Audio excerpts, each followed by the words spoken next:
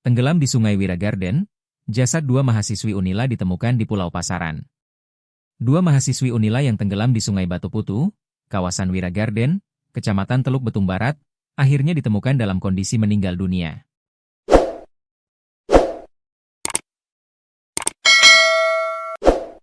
Tim gabungan menemukan jasad keduanya di wilayah Pulau Pasaran, Bandar Lampung dengan jarak sekitar 7,64 km arah timur tenggara dari lokasi kejadian perkara, LKP, tepat pada titik koordinat 527-43-290, S1055153107-E.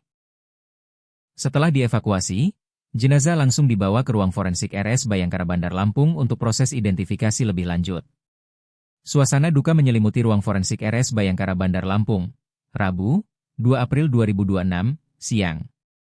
Sekira pukul 12.30 WIB, keluarga dan puluhan rekan mahasiswa tampak berkumpul menanti proses autopsi dua mahasiswi Unila yang tenggelam di Sungai Batu Putu, kawasan Wiragarden.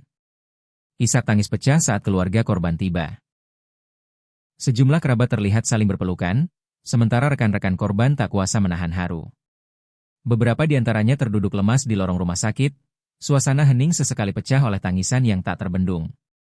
Kedua korban diketahui bernama Bunga, 22, warga Metro, dan Fatmawati, 22, warga Tulang Bawang Barat, Tubaba.